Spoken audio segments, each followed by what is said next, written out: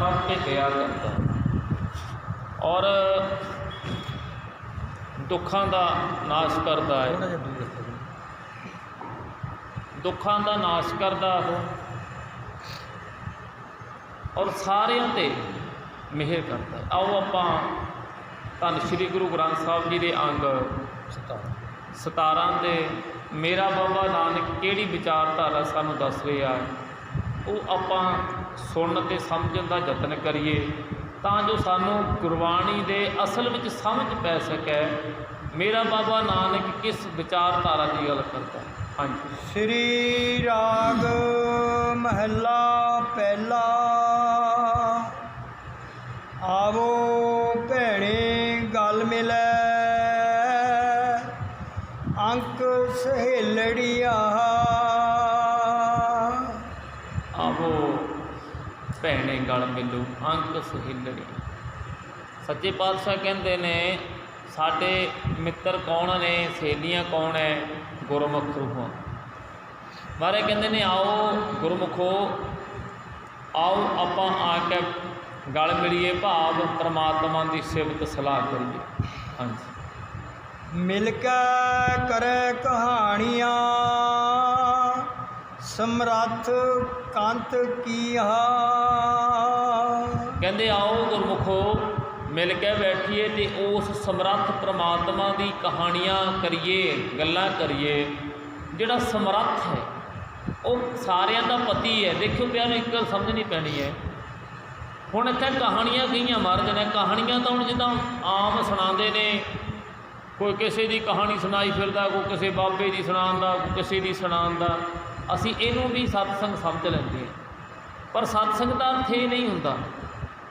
जे महाराज कहते ने सतसंगत ऐसी जानी है जिथे इक्को नाम बखानी है, भी उत्थे केवल कल्ले परमात्मा के गुणां की ही गल चले, उस मालक की गल चले, होर कोई कथा कहानी ना होवे। उन्होंने कहते ने मालक की कहानी। तो जदों असीं किसी होर दियां सुणांदे हां, वो मालक की कहानी नहीं हुंदी, किसी बंदे की हुंदी है। तो सच्चे पातशाह कहते हैं आओ गुरमुखो आपां रल मिल के बैठिए तो उस समर्थ परमात्मा के गुणां नूं गायन करिए, उसकी सच्ची सिफत सलाह करिए। साचे साहिब सब गुण औगण सब असां। कहते हे वाहिगुरु, हे अकाल पुरख, तू सच्चा मालिक है सब दा ही। जिन्ने गुण ने सब तेरे ने, गुण तेरे ने, पर औगण जिन्ने औगण ने कहते मालिका मेरे ने। जदों आप इदा समझांगे ना प्यारिओ, जिदा आप कल शब्द पढ़े थे, हम मैले तो उज्जल करते, हम निर्गुण तू दाता। भाव ते मालिका असीं तां औगण नाल भरे पए आ, पर तू ही दाता है, तू गुण पैदा कर सकदा है साडे च। साडी समर्था नहीं कि असीं गुणी बन सकीए। हे वाहिगुरु, जिन्ने औगण ने सारे साडे ने, ते जिन्ने गुण ने वो सारे तेरे ने। हाँ जी। करता सबको तेरे जोर, एक शब्द विचारिए, जा तू त्या क्या होर। कहते ने ठहराओ की पंक्ति में महाराज ये गल समझाते ने, मालिका सारा कुछ तेरे हथ विच है, तेरे अगे किसी का जोर नहीं चलता। हुण देखो ना प्यारिओ, मीह पैंदा है, किसी बड़े बड़े साइंटिस्ट भी फड़ लो तुसीं भी इहनूं बंद करो, कर देंगे, नहीं हो सकता। जे सूरज चढ़िया है, बड़े बड़े ਜਿਹੜੇ पैसों वाले होण, चाहे कोई साइंटिस्ट होवे चाहे कोई हो, उन्होंने कह भी लै आ सूरज चढ़िया है, तू इस सूरज नूं दी लाइट मध्यम कर दे, वो नहीं कर सकते। कहते हे वाहिगुरु, समर्थ है तू, सारा जोर तेरे विच है। भाव जो तू करदा है उही हुंदा है, साडे करन नाल कुछ नहीं हुंदा। ते एक जिहड़ा शब्द विचार करते हैं, गुरु के सच्चे शब्द में जो विचारिया जाता, फिर समझ पैंदी कि मालिका तू ही है, होर कोई है ही नहीं जिहड़ा कुछ कर सकता होवे। जाए पुछो सुहागणी, तुसी राविया किनी गुणी। ਕਹਿੰਦੇ ਹੁਣ ਸੁਹਾਗਣੀਆਂ ਕੌਣ ਹੈ ਜੀ? ਸੁਹਾਗਣਾ ਕੌਣ ਹੈ? ਗੁਰਮੁਖ ਰੂਹਾਂ। ਕਹਿੰਦੇ ਗੁਰਮੁਖ ਰੂਹਾਂ ਜਿਹੜੀਆਂ ਨੇ ਉਹ ਸੁਹਾਗਣਾ ਨੇ। ਕਿਉਂ ਸੁਹਾਗਣਾ ਨੇ? ਕਿਉਂਕਿ ਸਾਡਾ ਸਭ ਦਾ ਪਤੀ ਕੌਣ ਹੈ? ਪਰਮਾਤਮਾ। ਸਾਡਾ ਸਭ ਦਾ ਪਤੀ ਪਰਮਾਤਮਾ ਹੈ। ਤੇ ਇਹ ਪਰਮਾਤਮਾ ਜਿਹੜਾ ਕਦੀ ਮਰਦਾ ਨਹੀਂ ਹੈ, ਜਿਹੜਾ ਮਰਦਾ ਹੀ ਨਹੀਂ, ਤੇ ਉਹ ਬੀਬੀ ਹਮੇਸ਼ਾ ਉਹ ਭਾਈ ਆਤਮਿਕ ਤੌਰ 'ਤੇ ਅਸੀਂ ਸਾਰੀਆਂ ਜੀਵ ਇਸਤਰੀਆਂ ਹੈ, ਨਾਰੀਆਂ ਹੈ, ਤੇ ਸਾਡਾ ਸਭ ਦਾ ਪਤੀ ਪਰਮੇਸ਼ਵਰ ਹੈ। ਜਿਹੜਾ ਇਨਸਾਨ ਜਿਹੜੀ ਗੁਰਮੁਖ ਰੂਹ ਕੋਈ ਹੋਵੇ ਉਹ ਜਦੋਂ ਉਸ ਪਰਮਾਤਮਾ ਨਾਲ ਆਪਣਾ ਰਿਸ਼ਤਾ ਬਣਾ ਲੈਂਦੇ ਨੇ ਤੇ ਉਹ ਸਦਾ ਵਾਸਤੇ ਸੁਹਾਗਣ ਹੋ ਜਾਂਦੇ ਨੇ। ਕਹਿੰਦੇ ਹੁਣ ਉਹਨਾਂ ਗੁਰਮੁਖ ਰੂਹਾਂ ਨੂੰ ਪੁੱਛੇ ਵੀ ਪਿਆਰਿਓ ਤੁਹਾਡੇ ਕਿੱਦਾਂ ਪਰਮਾਤਮਾ ਨਾਲ ਪ੍ਰੀਤ ਪਈ? ਤੁਸੀਂ ਕਿੱਦਾਂ ਪਰਮਾਤਮਾ ਦਾ ਚਿੰਤਨ ਕੀਤਾ? ਕਿਆ ਕੁਛ ਕੀਤਾ ਜਿਹਦੇ ਨਾਲ ਪਰਮਾਤਮਾ ਦੇ ਨਾਲ ਤੁਹਾਡੀ ਪ੍ਰੀਤ ਪਈ ਹੈ? ਉਹ ਸਾਨੂੰ ਦੱਸੋ। ਸਹਿਜ ਸੰਤੋਖ ਸਿੰਗਾਰਿਆ ਮਿੱਠਾ ਬੋਲਣੀ। ਸੱਚੇ ਪਾਤਸ਼ਾਹ ਸਮਝਾਉਂਦੇ ਨੇ ਫਿਰ ਸਾਨੂੰ। ਹੁਣ ਸਹਿਜ ਵਿੱਚ ਰਹਿੰਦੇ ਨੇ ਉਹ ਗੁਰਮੁਖ ਪਿਆਰੇ ਸਹਿਜ ਵਿੱਚ ਰਹਿੰਦੇ ਨੇ। ਸਹਿਜ ਕਿੱਦਾਂ ਜੀ? ਨਾ ਲਾਭ ਹਾਨੀ, ਨਾ ਦੁੱਖ ਨਾ ਸੁੱਖ, ਨਾ ਖੁਸ਼ੀ ਨਾ ਗਮੀ, ਨਾ ਮਾਨ ਅਪਮਾਨ, ਕੁਛ ਵੀ ਨਹੀਂ, ਫਰਕ ਹੀ ਨਹੀਂ ਹੈਗਾ। ਜੇ ਕੋਈ ਚਾਰ ਗਾਲਾਂ ਕੱਢ ਜਾਂਦਾ ਤਾਂ ਵੀ ਕਹਿੰਦੇ ਵੀਰਾ ਧੰਨਵਾਦ ਹੈ ਤੇਰਾ। ਜੇ ਕੋਈ ਇਹ ਕਹਿ ਦਿੰਦਾ ਹੈ ਕਿ ਤੂੰ ਬਹੁਤ ਚੰਗਾ ਹੈ ਤਾਂ ਵੀ ਕੁਝ ਨਹੀਂ ਕਹਿੰਦੇ। ਜੇ ਦੁੱਖ ਆ ਗਿਆ ਤਾਂ ਵੀ ਇੱਕੋ ਹੀ ਤਰ੍ਹਾਂ ਰਹਿੰਦੇ, ਦੁੱਖ ਸੁੱਖ ਆ ਗਿਆ ਤਾਂ ਵੀ ਉਸੇ ਅਵਸਥਾ 'ਚ ਰਹਿੰਦੇ ਹੈ। ਸੱਚੇ ਪਾਤਸ਼ਾਹ ਕਹਿੰਦੇ ਨੇ ਸਹਿਜ ਅਵਸਥਾ ਔਰ ਸੰਤੋਖ ਇੰਦਰੀਆਂ ਦਾ ਸੰਜਮ ਕਰਨਾ, ਇਹ ਸੰਤੋਖ ਜ਼ਰੂਰੀ ਹੈ। ਕਿਉਂਕਿ ਇੱਕ ਸੰਤੋਖ ਹੈ, ਇੱਕ ਤ੍ਰਿਸ਼ਨਾ। ਤ੍ਰਿਸ਼ਨਾ ਜਿਹੜੀ ਹੈ, ਮੈਂ ਬਹੁਤਾ ਡੂੰਘਾਈ 'ਚ ਨਹੀਂ ਜਾਣਾ ਚਾਹੁੰਦਾ, ਪਰ ਚਲੋ ਇਹ ਮਿੰਟ ਸਮਝ ਲਓ। ਤਿੰਨ ਤਰ੍ਹਾਂ ਦੀ ਤ੍ਰਿਸ਼ਨਾ ਹੁੰਦੀ ਹੈ। ਤਿੰਨ ਤਰ੍ਹਾਂ ਦੀ ਤ੍ਰਿਸ਼ਨਾ ਹੁੰਦੀ ਹੈ ਇਨਸਾਨ ਵਿੱਚ। ਇੱਕ ਹੁੰਦੀ ਹੈ ਲੋਭ ਦੀ ਤ੍ਰਿਸ਼ਨਾ, ਇੱਕ ਹੁੰਦੀ ਹੈ ਹਉਮੈ ਦੀ ਤ੍ਰਿਸ਼ਨਾ, ਇੱਕ ਹੁੰਦੀ ਹੈ ਕਾਮ ਦੀ ਤ੍ਰਿਸ਼ਨਾ। ਜਦੋਂ ਬੰਦੇ ਅੰਦਰ ਲੋਭ ਦੀ ਤ੍ਰਿਸ਼ਨਾ ਹੁੰਦੀ ਹੈ ਉਸ ਟਾਈਮ ਉਹ ਪਦਾਰਥ ਇੱਦਾਂ ਇਕੱਠੇ ਕਰੀ ਜਾਂਦਾ ਵੀ ਜਿੱਦਾਂ ਮੈਂ ਹੁਣ ਮਰਨਾ ਹੀ ਨਹੀਂ, ਮੈਂ ਤਾਂ ਹਜ਼ਾਰਾਂ ਸਾਲ ਦੀ ਜ਼ਿੰਦਗੀ ਜੀਊਂਗਾ, ਐਂ ਇਕੱਠੇ ਕਰੀ ਜਾਂਦਾ। ਉਹ ਲੋਭ ਤ੍ਰਿਸ਼ਨਾ, ਬੜਾ ਔਖਾ ਇਹ ਤੋਂ ਛੁਟਕਾਰਾ ਪਾਉਣਾ। ਤੇ ਜਿਹੜੀ ਹਉਮੈ ਵਾਲੀ ਤ੍ਰਿਸ਼ਨਾ ਉਹ ਹੈ ਜਿੱਦਾਂ ਮੰਨ ਲਓ ਕੋਈ ਬੰਦਾ MLA ਬਣ ਗਿਆ, ਫਿਰ ਉਹ ਕਹਿੰਦਾ ਨਹੀਂ ਕੱਲ ਨਹੀਂ ਬਣੀ, ਹੁਣ ਮੰਤਰੀ ਬਣ ਗਿਆ, ਹੁਣ ਨਹੀਂ CM ਬਣਾਗਾ, ਹੁਣ ਹੋਰ ਉੱਪਰ।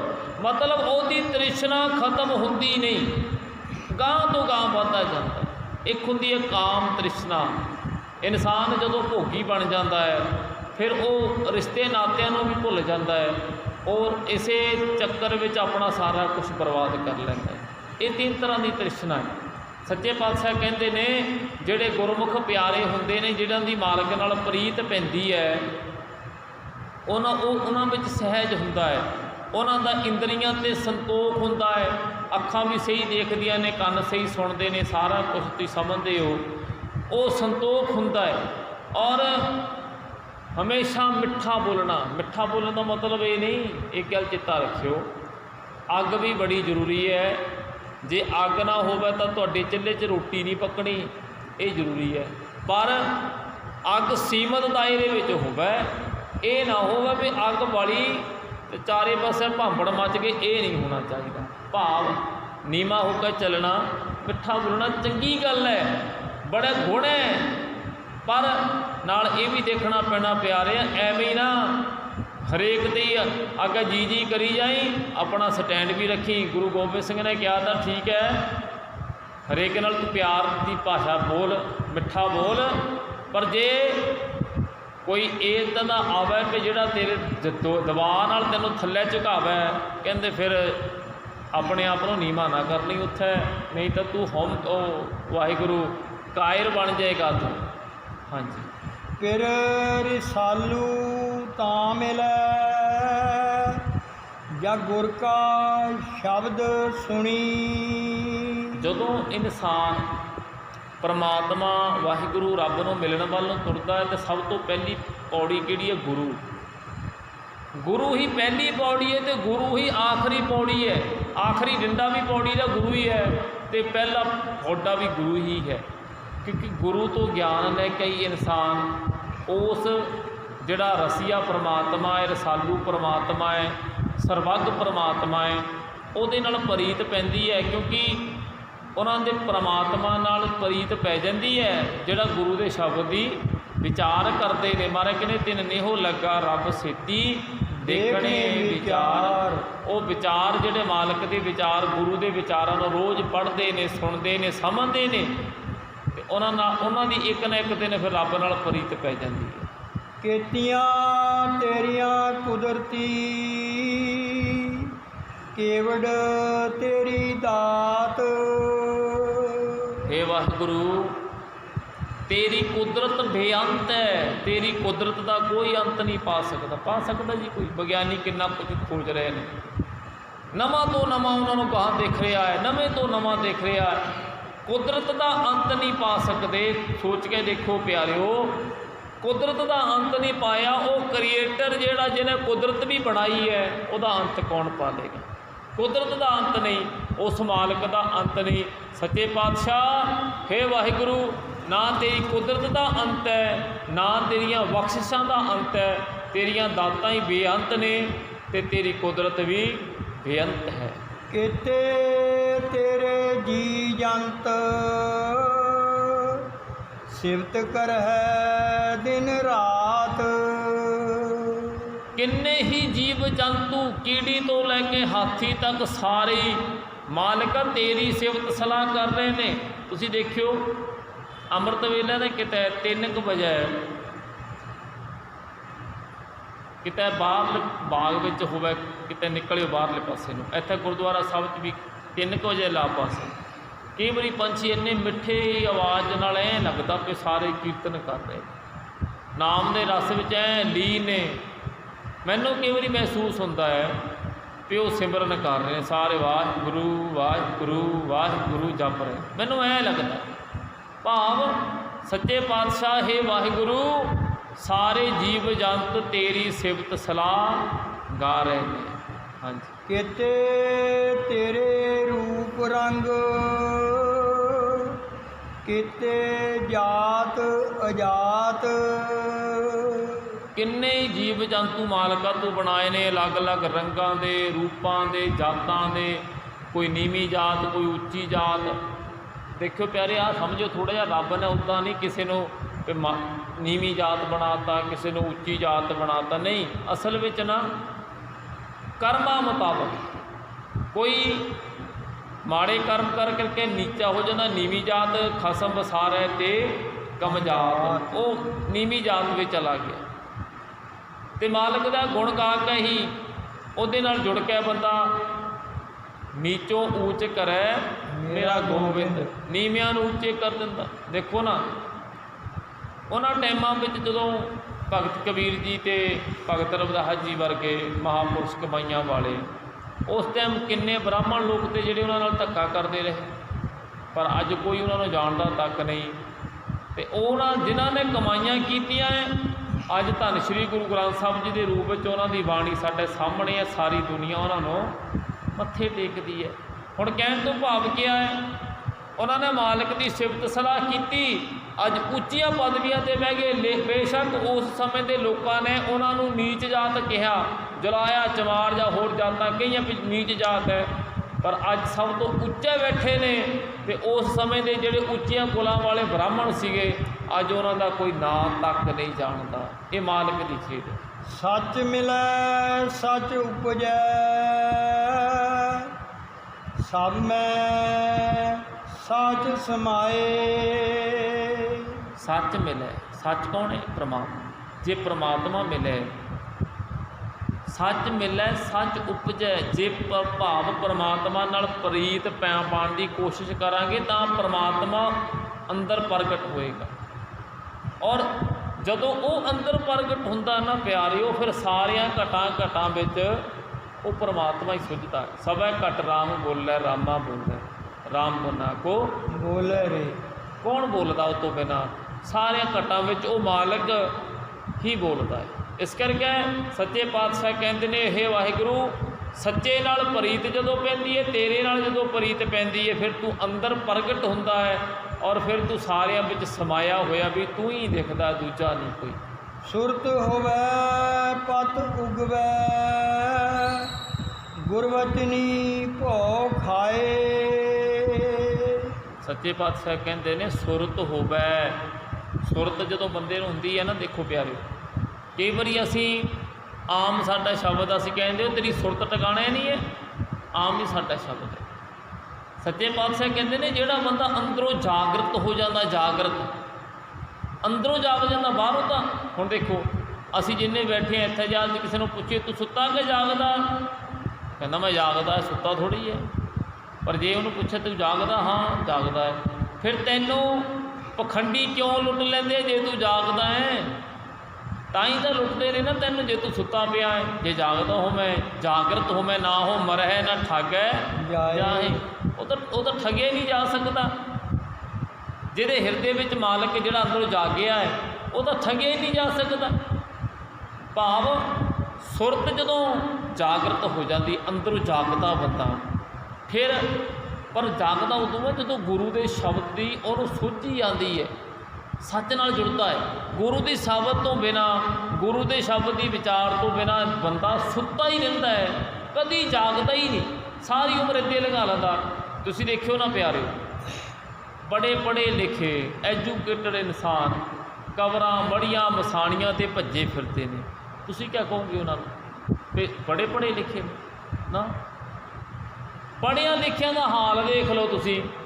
ਤੁਸੀਂ TV 'ਤੇ ਦੇਖਦੇ ਹੀ ਹੋ, ਜਿਹੜਾ ਰਾਮ ਮੰਦਰ ਜਨਮ ਭੂਮੀ ਦਾ ਜਿਹੜਾ ਉੱਥੇ ਨੀਂਹ ਪੱਥਰ ਰੱਖਿਆ ਗਿਆ, ਉੱਥੇ ਸਾਡੇ ਤਖਤ ਦੇ ਜਥੇਦਾਰ ਜਿਹੜੇ ਉਹ ਸਾਬਕਾ ਜਥੇਦਾਰ ਗੁਰੂ ਇਕਬਾਲ ਸਿੰਘ, ਇਕਬਾਲ ਸਿੰਘ, ਵਾਹਿਗੁਰੂ ਇਕਬਾਲ ਸਿੰਘ ਕਹਿੰਦਾ ਵੀ ਰਾਮ ਆਪਣਾ ਗੁਰੂ ਗੋਬਿੰਦ ਸਿੰਘ ਮਹਾਰਾਜ ਨੇ ਰਮਾਇਣ ਲਿਖੀ ਤੇ ਉਹ ਰਾਮ ਜੀ ਦੇ ਪੁਜਾਰੀ ਤੇ ਅਸੀਂ ਕਹਿੰਦੇ ਰਾਮ ਜੀ ਦੇ ਪੁਜਾਰੀ ਸੀਗੇ ਤੇ ਗੁਰੂ ਗੋਬਿੰਦ ਸਿੰਘ, ਮੈਂ ਸੁਣ ਰਿਹਾ ਤਾਂ ਮਾੜਾ ਜਿਹਾ, ਮੈਂ ਉਹ ਮਾੜਾ ਜਿਹਾ ਕਲਿੱਪ ਸੁਣਿਆ ਅੱਧੇ ਮਿੰਟ ਦਾ, ਕਹਿੰਦਾ ਜਿਹੜੇ ਗੁਰੂ ਗੋਬਿੰਦ ਸਿੰਘ ਤੇ ਉਹ ਲਵ ਦੇ ਅਵਤਾਰ ਆਪਣਾ ਲਵ ਦੀ ਵੰਸ਼ ਵਿੱਚੋਂ ਹੋਏ ਤੇ ਗੁਰੂ ਨਾਨਕ ਸਭ ਕੁਛ ਦੀ ਅੰਸ਼ ਵਿੱਚੋਂ ਹੋਏ। ਹੁਣ ਦੇਖੋ ਮਹਾਰਾਜ ਨੇ ਇਹਨਾਂ ਨੂੰ ਪਰਾਂ ਕਰਤਾ ਵੀ ਕੁਝ ਵੀ ਨਹੀਂ ਹੈ ਇਹ, ਤੇ ਇਹ ਜਥੇਦਾਰ ਹੀ ਸਾਡੇ ਜਥੇਦਾਰ ਉਹ ਕਿੱਦਾਂ ਦੇ ਬਿਆਨ ਦੇ ਰਹੇ ਨੇ।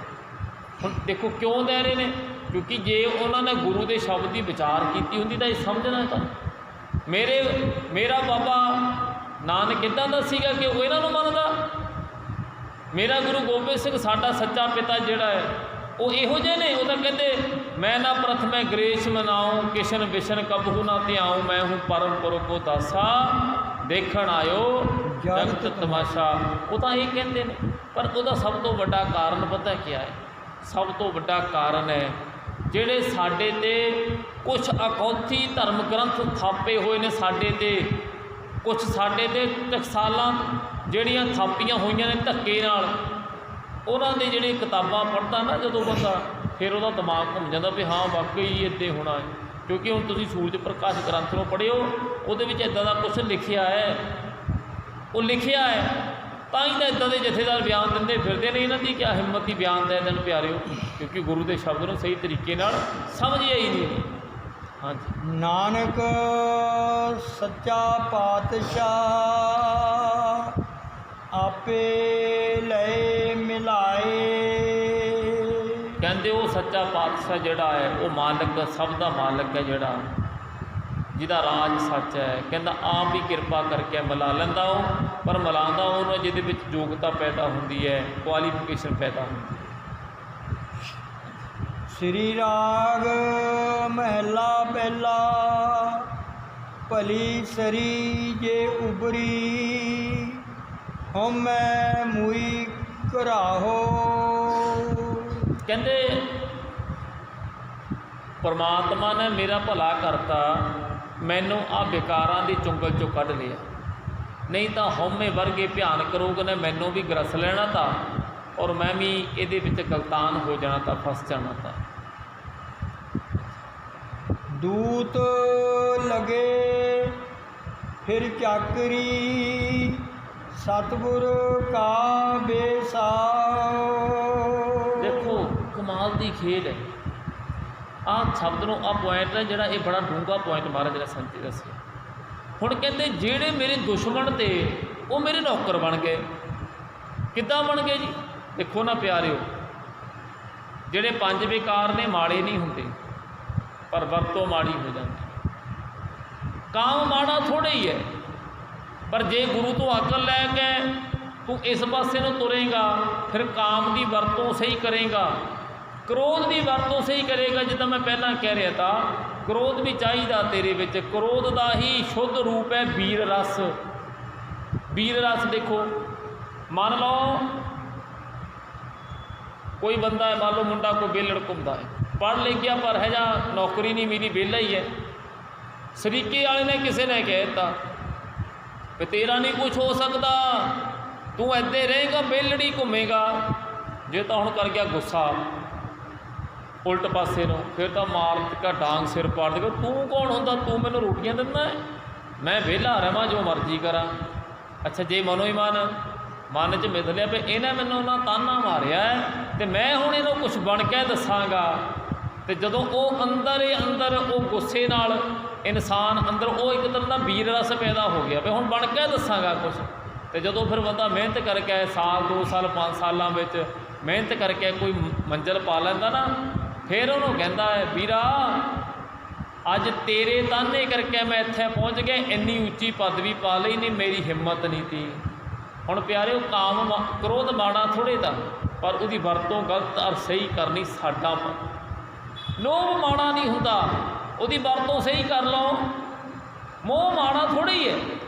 ਸਾਰਿਆਂ ਵਿੱਚ ਪਰਮਾਤਮਾ ਦੇਖੋ, ਸਾਰੇ ਇਨਸਾਨਾਂ ਵਿੱਚ ਪਰਮਾਤਮਾ, ਇਹ ਇਸ ਹਿਸਾਬ ਨਾਲ ਚੱਲੋ। ਮੋਹ ਮਾੜਾ ਨਹੀਂ, ਹੰਕਾਰ ਵੀ ਮਾੜਾ ਨਹੀਂ। ਮਾਨ ਕਰੋ, ਕਿਹਦੇ ਕਰੋ? ਆਪਣੇ ਸੱਚੇ ਗੁਰੂ 'ਤੇ ਮਾਨ ਕਰੋ ਵੀ ਇਹਨਾਂ ਵਰਗਾ ਕੋਈ ਨਹੀਂ ਹੈ। ਆਪਣੇ 'ਤੇ ਕਾਹਦਾ ਮਾਨ ਹੈ? ਮਹਾਰਾਜ ਕਹਿੰਦੇ ਨੇ ਗੁਰੂ ਦੇ ਸੱਚੇ ਗਿਆਨ ਨੇ। ਹੁਣ ਆਹ ਜਿਹੜੇ 5 ਮੇਰੇ ਦੁਸ਼ਮਣ ਬਣੇ ਪਏ ਤੇ ਇਹ ਮੇਰੇ ਨੌਕਰ ਬਣ ਗਏ। ਹੁਣ ਇਹ ਮੇਰੇ ਮੁਤਾਬਕ ਚੱਲਦੇ ਨੇ, ਨਹੀਂ ਤਾਂ ਮੈਨੂੰ ਇਹਨਾਂ ਮੁਤਾਬਕ ਚੱਲਣਾ ਪੈਂਦਾ। ਤਾਂ ਕਦੀ ਕਾਮ ਖਿੱਚ ਲੈਂਦਾ, ਤਾਂ ਮੈਨੂੰ ਕਦੀ ਕ੍ਰੋਧ ਖਿੱਚ ਲੈਂਦਾ, ਤਾਂ ਕਦੀ ਹੰਕਾਰ ਖਿੱਚ ਲੈਂਦਾ। ਤਾਂ ਹੁਣ ਇਹ ਮੇਰੇ ਅੰਡਰ ਚੱਲਦੇ ਨੇ। ਕਲਪ ਤਿਆਗੀ ਬਾਦ ਹੈ, ਸੱਚਾ ਬੇਪਰਵਾਹੋ। ਹੁਣ ਕਲਪਨਾ ਮੁੱਕ ਗਈ ਅੰਦਰੋਂ। ਜਿਹੜੀ ਕਲਪਨਾ ਜੇ ਮੈਂ ਕਰੀ ਜਾਂਦਾ ਨਾ, ਬੈਠਾ ਹੀ ਸਿਰ 'ਚ ਦੀ ਮਗਰ ਐਂ ਕਰ ਲੈਣਾ, ਇੱਦਾਂ ਕਰ ਲੈਣਾ, ਉਹ ਕਲਪਨਾ ਸਭ ਖਤਮ। ਹੁਣ ਉਸ ਸੱਚੇ ਬੇਪਰਵਾਹ ਨਾਲ ਪ੍ਰੀਤ ਪੈ ਗਈ। ਹੁਣ ਆਹ ਕਲਪਨਾ ਸਾਰੀਆਂ ਮੁੱਕ ਗਈਆਂ। ਹੁਣ ਕੋਈ ਕਲਪਨਾ ਨਹੀਂ ਰਹੀ ਕਿਸੇ ਤਰ੍ਹਾਂ ਦੀ। ਮਨ ਰੇ ਸੱਚ ਮਿਲੈ ਭੋ ਜਾਏ, ਭੈ ਬਿਨ ਨਿਰਭਉ ਕਿਉ ਥੀਐ, ਗੁਰਮੁਖ ਸ਼ਬਦ ਸਮਾਏ ਰਹਾਉ। ਕਹਿੰਦੇ ਨੇ ਸੱਚ ਤੋਂ ਬਿਨਾਂ, ਭਾਵ ਪਰਮਾਤਮਾ ਦੇ ਸੱਚੇ ਡਰ ਤੋਂ ਬਿਨਾਂ ਤੇਰਾ ਆਹ ਦੁਨੀਆ ਦਾ ਡਰ ਖਤਮ ਨਹੀਂ ਹੋਣਾ। ਜਿਹੜਾ ਹੁਣ ਦੇਖੋ ਹਰ ਇਨਸਾਨ ਡਰਦਾ ਹੈ ਨਾ। ਜੇ ਇਨਸਾਨ ਡਰਦਾ ਨਹੀਂ, ਫਿਰ ਕਿਉਂ ਕਬਰਾਂ ਨੂੰ ਮੱਥੇ ਟੇਕਦਾ? ਕਿਉਂ ਭੱਜਿਆ ਫਿਰਦਾ, ਥਾਂ ਥਾਂ 'ਤੇ ਧੱਕੇ ਖਾਂਦਾ ਕਿਉਂ ਫਿਰਦਾ? ਡਰਦਾ ਹੀ ਫਿਰਦਾ ਹੈ ਨਾ। ਜੇ ਪ੍ਰੀਤ ਰੱਬ ਨਾਲ ਪੈ ਗਈ, ਫਿਰ ਉਹਨੂੰ ਡਰ ਕਾਹਦਾ ਰਹੇਗਾ? ਕਾਸੇ ਦਾ ਡਰ ਨਹੀਂ।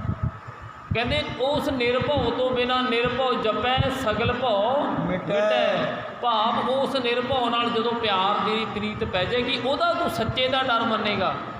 ਭਾਵ ਪਰਮਾਤਮਾ ਦਾ ਜਿਹੜਾ ਨਿਯਮ ਹੈ ਨਾ, ਉਹਦਾ ਜਿਹੜਾ ਹੁਕਮ ਹੈ, ਉਹਦੇ ਵਿੱਚ ਚੱਲੇਗਾ, ਉਹਦੇ ਸੱਚੇ ਡਰ ਨੂੰ ਮੰਨੇਗਾ। ਫਿਰ ਬਾਕੀ ਡਰ ਤੇਰੇ ਖਤਮ ਹੋ ਜਾਣਗੇ। ਪਰ ਇਹ ਸੋਝੀ ਤੈਨੂੰ ਤਾਂ ਆਣੀ ਹੈ ਜੇ ਤੂੰ ਗੁਰੂ ਦੇ ਸ਼ਬਦ ਦੀ ਵਿਚਾਰ ਕਰੇਗਾ, ਤਾਂ ਸਮਝ ਆਣੀ ਹੈ। ਨਹੀਂ ਤਾਂ ਬਸ ਜਿੱਦਾਂ ਬਾਕੀ ਦੁਨੀਆ ਚੱਲਦੀ ਹੈ ਤੇ ਤੂੰ ਚੱਲੀ ਜਾਏਗਾ, ਫਰਕ ਕੋਈ ਨਹੀਂ ਪੈਣਾ। ਕੀਤਾ ਆਖਣ ਆਖੀਐ, ਆਖਣ ਟੋਟ ਨਾ ਹੋਏ। ਕਿੰਨੇ ਨੇ ਮਾਲਕਾ ਜਿਹੜੇ ਤੇਰੇ ਕੋਲੋਂ ਮੰਗੀ ਜਾ ਰਹੇ ਨੇ ਤੇ ਹੁਣ ਦੇਖੋ ਨਾ, ਇੱਥੇ ਇੱਕ ਪੁਆਇੰਟ ਸਮਝੋ। ਅਸੀਂ ਕਹਿੰਦੇ ਅਸੀਂ ਗੁਰਦੁਆਰੇ ਚੱਲੇ ਹਾਂ। ਕਿਆ ਕਰਨ ਚੱਲੇ ਜੀ? ਅਸੀਂ ਗੁਰਦੁਆਰੇ ਮੱਥਾ ਟੇਕਣ ਚੱਲੇ ਹਾਂ, ਅਰਦਾਸ ਕਰਨ ਚੱਲੇ ਹਾਂ। ਮੈਂ ਕਹਿੰਦਾ ਨਾ, ਅਰਦਾਸ ਕਰਨ ਕੋਈ ਨਹੀਂ ਚੱਲਿਆ, ਬਸ ਮੰਗਣ ਚੱਲੇ ਆ। ਜਿੱਦਣ ਅਰਦਾਸ ਕਰਤੀ ਨਾ ਪਿਆਰੇ, ਵੀ ਅਰਦਾਸ ਕਰਨ ਚੱਲੇ ਆ, ਉਦੋਂ ਤਾਂ ਮਾਲਕ ਨਾਲ ਪ੍ਰੀਤ ਪੈ ਜਾਣੀ ਹੈ। ਉਦੋਂ ਮਾਲਕ ਨਾਲ ਪ੍ਰੀਤ ਪੈ ਜਾਣੀ ਹੈ। ਤੇ ਜਦੋਂ ਅਸੀਂ ਆਉਂਦੇ ਹਾਂ ਤਾਂ ਸਾਡੀਆਂ ਤਾਂ ਡਿਮਾਂਡਾਂ ਹੀ ਹੁੰਦੀਆਂ, ਆਹ ਮਾਲਕਾ ਕਰਦੇ, ਆਹ ਕਰਦੇ, ਮੈਨੂੰ ਮੇਰਾ ਸਰੀਰ ਠੀਕ ਕਰ ਦੇ, ਮੈਨੂੰ ਨੌਕਰੀ ਲਾ ਦੇ, ਮੇਰਾ ਪੁਰਾਣਾ ਕੰਮ ਕਰ ਦੇ। ਸੱਚੀ ਡਿਮਾਂਡਾਂ ਹੀ ਹੈ ਨਾ। ਇਹਦਾ ਮਤਲਬ ਅਸੀਂ ਮੰਗਣ ਆਏ ਹਾਂ, ਅਰਦਾਸ ਕਰਨੀ ਆਏ, ਮੰਗਣੀ ਆਏ ਹਾਂ। ਹਾਂਜੀ। ਮੰਗਣ ਵਾਲੇ ਕੇਤੜੇ ਦਾਤਾ ਇੱਕ ਸੋਏ। ਮੰਗਣ ਵਾਲੇ ਕਿੰਨੇ ਨੇ? ਅੰਤੇ ਕੋਈ ਨਹੀਂ। ਅਸੀਂ ਸਾਰੇ ਮੰਗਤੇ ਹੀ ਹੈ ਪਿਆਰਿਓ, ਮੰਗਤੇ ਹੀ ਹੈ ਸਾਰੇ। ਆਪਾਂ ਪੜ੍ਹਦੇ ਹੁੰਦੇ ਨਾ ਗੁਰਬਾਣੀ ਦਾ ਸ਼ਬਦ ਪੜ੍ਹਿਓ, ਜਾਚਕ ਮੰਗੈ ਦਾਨ ਦੇਹ ਪਿਆਰਿਆ, ਜਾਚਕ ਮੰਗੈ ਦਾਨ ਦੇਹ ਪਿਆਰਿਆ। ਜਾਚਕ ਮੰਗੈ ਦਾਨ ਦੇ ਪਿਆਰਿਆ, ਜਾਚਕ ਮੰਗੈ ਦਾਨ ਦੇ ਪਿਆਰਿਆ। ਹੁਣ ਆ ਜਾਚਨਾ ਕਰਨੀ ਆ, ਅਸੀਂ ਮੰਗਿਆ ਕਦੀ? ਇਹ ਤਾਂ ਮੰਗਦੇ ਹੀ ਨਹੀਂ ਕਦੀ, ਜਾਚਨਾ ਤੇ ਕਰਦੇ ਨਹੀਂ। ਮਾਲਕਾ ਤੇਰਾ ਨਾਮ ਚਾਹੀਦਾ। ਕਿਆ ਚਾਹੀਦਾ? ਸ਼ਬਦ 'ਚ ਲਾਸਟ ਦੀ ਪੰਕਤੀ 'ਚ ਆਪਾਂ ਪੜ੍ਹਦੇ ਹੁੰਦੇ ਨਾ, ਨਾਨਕ ਸ਼ਬਦ ਅਪਾਰ ਜਿਨ ਸਭ ਕੁਛ ਸਾਰਿਆ, ਨਾਨਕ ਸ਼ਬਦ ਅਪਾਰ ਜਿਨ ਸਭ ਕੁਛ ਸਾਰਿਆ। ਨਾਨਕ ਸ਼ਬਦ ਵਿਚਾਰ ਜਿਨ ਸਭ ਕੁਛ ਸਾਰਿਆ, ਨਾਨਕ ਸ਼ਬਦ ਅਪਾਰ ਜਿਨ ਸਭ ਕੁਛ ਸਾਰਿਆ। ਕਹਿੰਦੇ ਐਵੇਂ ਨਾ ਮੰਗੀ ਜਾ, ਓਏ ਗੁਰੂ ਦੇ ਸ਼ਬਦ ਨੂੰ ਕਮਾ ਲੈ, ਜਿਹਨੇ ਸਾਰਾ ਕੁਛ ਹੀ ਤੇਰਾ ਸਾੜ ਦੇਣਾ, ਠੀਕ ਕਰ ਦੇਣਾ। ਮਹਾਰਾਜ ਕਹਿੰਦੇ ਕਿੰਨੇ ਹੀ ਨੇ ਮੰਗੀ ਜਾ ਰਹੇ ਨੇ, ਮੰਗੀ ਜਾ ਰਹੇ ਨੇ, ਪਰ ਗੁਰੂ ਦਾ ਸੱਚਾ ਗਿਆਨ ਹੈ ਹੀ ਨਹੀਂ। ਤੇ ਮੰਗਣਾ ਨਹੀਂ, ਸ਼ੁਕਰਾਨਾ ਕਰ। ਕਿਉਂਕਿ ਮੰਗੀਏ ਦਾ ਤਾਂ ਪਿਆਰੇ ਇੱਕ ਸਮਝਿਓ, ਮੰਗੀਏ ਤਾਂ ਜੇ ਉਹ ਸਾਡੇ ਅੰਦਰਲੀ ਨਾ ਜਾਣਦਾ ਹੋਵੇ। ਜਦ ਆਪਾਂ ਪੜ੍ਹਦੇ ਘਟ ਘਟ ਕੇ ਅੰਤਰ ਕੀ ਜਾਣਤ, ਉਹ ਜਾਣਦਾ ਹੈ। ਅੰਤਰਜਾਮੀ ਪੁਰਖ ਵਿਧਾਤੇ, ਉਹ ਜਾਣਦਾ ਹੈ, ਅੰਦਰਲੀ ਜਾਣਦਾ ਹੈ। ਫਿਰ ਉਹਨੂੰ ਪਤਾ ਹੀ ਹੈ। ਬੱਚਾ ਜਦ ਛੋਟਾ ਹੁੰਦਾ, ਮਾਂ ਨੂੰ ਕਹਿਣਾ ਨਹੀਂ ਪੈਂਦਾ ਵੀ ਇਹਨੂੰ ਦੁੱਧ ਦੇ ਦੇ, ਉਹਨੂੰ ਪਤਾ ਮੇਰਾ ਬੱਚਾ ਭੁੱਖਾ ਹੈ। ਇਸੇ ਤਰ੍ਹਾਂ ਪਿਆਰਿਓ, ਜੇ ਮਾਲਕ ਦੇ ਬਣ ਗਏ, ਉਹਨੂੰ ਪਤਾ ਵੀ ਇਹਨੂੰ ਕਿਆ ਚਾਹੀਦਾ, ਉਹ ਆਪ ਹੀ ਦੇ ਦਿੰਦਾ। ਡਿਮਾਂਡਾਂ ਨਾ ਰੱਖੋ ਉਹਦੇ ਕੋਲ ਇਹ ਡਿਮਾਂਡ ਪਤਾ ਕਿਆ ਰੱਖਣੀ ਹੈ? ਮਾਲਕਾ ਮੇਰੀ ਤੇਰੇ ਚਰਨਾਂ ਨਾਲ ਪ੍ਰੀਤ ਬਣ ਜਾਵੇ, ਮੈਂ ਨਿਤਨੇਮ 'ਚ ਪੱਕਾ ਹੋ ਜਾਵਾਂ, ਗੁਰੂ ਵਾਲਾ ਬਣ ਜਾਵਾਂ, ਔਰ ਅੰਮ੍ਰਿਤ ਵੇਲੇ ਦਾ ਮੇਰਾ ਜਾਗਣਾ ਹੋ ਜਾਵੇ। ਇੱਦਾਂ ਦੀ ਚੀਜ਼ਾਂ ਮੰਗੋ ਜਿਹਦੇ ਨਾਲ ਪ੍ਰੀਤ ਵਧੇਗੀ, ਘਟੇਗੀ ਨਹੀਂ। ਜਿਸਕੇ ਜੀ ਪ੍ਰਾਣ ਹੈ ਮਨ ਬਸਿਆ ਸੁਖ ਹੋਏ। ਜਿਹਦਾ ਆ ਜੀ ਪ੍ਰਾਣ ਹੈ ਨਾ ਮਾਲਕਾ ਪਿਆਰਿਓ, ਜਿਹਦੇ ਆਤਮਾ ਸਾਡੇ 'ਚ ਵਾਸ ਕਰਦੀ, ਜਿਹਦਾ ਅੰਸ਼ ਸਾਡੇ ਵਿੱਚ ਵਾਸ ਕਰਦਾ ਹੈ, ਜਿਹਦੇ ਪ੍ਰਾਣ ਸਾਡੇ ਵਿੱਚ ਚੱਲਦੇ ਨੇ, ਮਹਾਰਾਜ ਕਹਿੰਦੇ ਨੇ ਉਹ ਮਨ ਵਿੱਚ ਵਸ ਜਾਵੇ, ਭਲਾ ਤਾਂ ਤੇਰਾ ਤਾਂ ਹੀ ਹੋਣਾ ਹੈ। ਉਹ ਮਨ ਵਸੈ, ਉਹ ਮਾਲਕ ਸਾਨੂੰ ਯਾਦ ਰਹੇ। ਮਨ ਵਸਣ ਦਾ ਮਤਲਬ 24 ਘੰਟੇ ਉਹਦੀ ਯਾਦ ਬਣੀ ਰਹੇ ਸਾਡੇ ਅੰਦਰ, ਭੁੱਲੇ ਨਾ ਕਦੀ, ਹਮੇਸ਼ਾ ਉਹ ਚੇਤੇ 'ਚ ਵਸ ਜਾਵੇ ਸਾਡੇ। ਜਗ ਸੁਪਨਾ ਬਾਜੀ ਬਣੀ ਖਿਨ ਮੈਂ ਖੇਲ ਖਿਲਾਏ। ਹੁਣ ਦੇਖਿਓ ਨਾ, ਜਗ ਹੈ ਕਿਆ ਹੈ?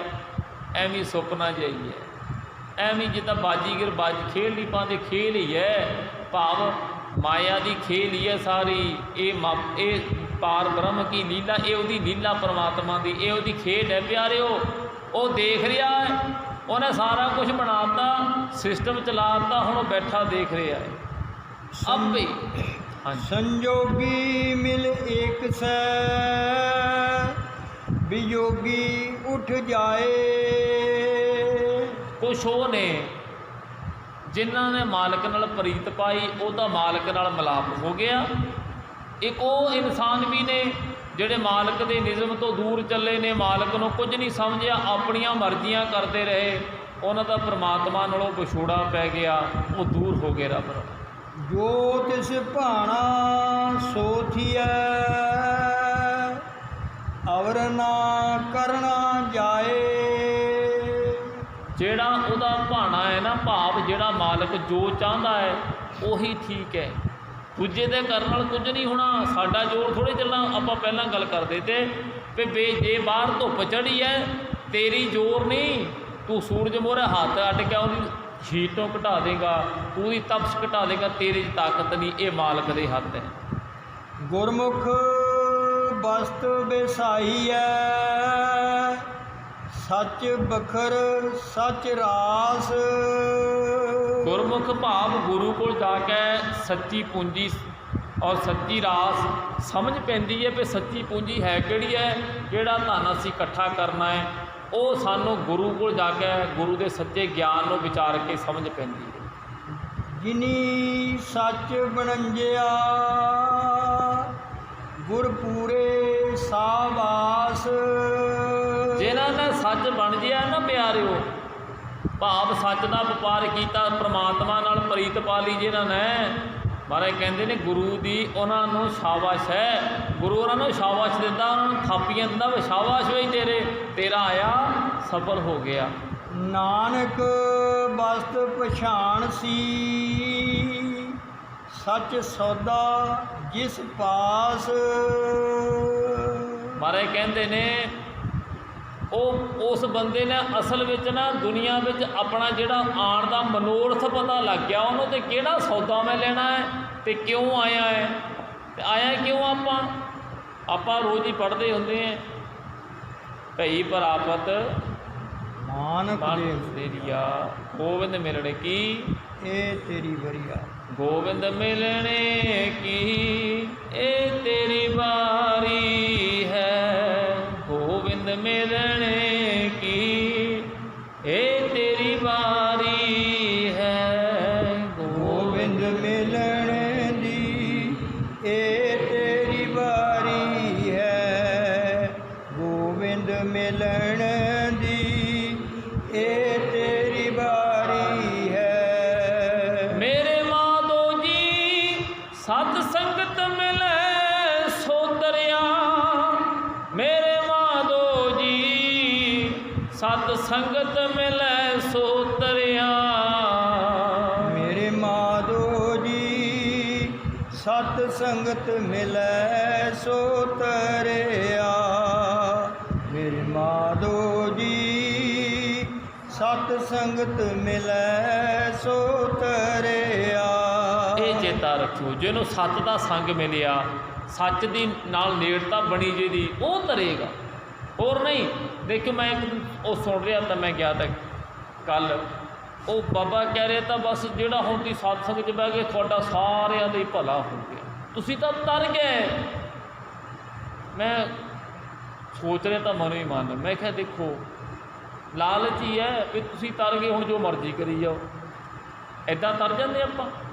ਨਹੀਂ, ਇੱਦਾਂ ਨਹੀਂ ਪਿਆਰਿਓ। ਹੁਣ ਦੇਖਿਓ, ਤੁਸੀਂ ਜਿਸ ਦੇਸ਼ ਵਿੱਚ ਰਹਿੰਦੇ ਹੋ ਉਸ ਦੇਸ਼ ਦੇ ਕਾਨੂੰਨ ਨੂੰ ਨਾ ਮੰਨਿਓ, ਸਰਕਾਰ ਨੇ ਚੱਕ ਕੇ ਅੰਦਰ ਕਰ ਦੇਣਾ ਵੀ ਤੂੰ ਗਲਤ ਚੱਲਦਾ ਹੈ, ਅਤੇ ਅਸੀਂ ਕਹੀਏ ਤੂੰ ਤੇ ਬਸ ਤੂੰ ਹਿੰਦੁਸਤਾਨ 'ਚ ਰਹਿੰਦਾ, ਤੇਰੇ ਤਾਂ ਭਲਾ ਹੀ ਭਲਾ ਹੋ ਜੂ।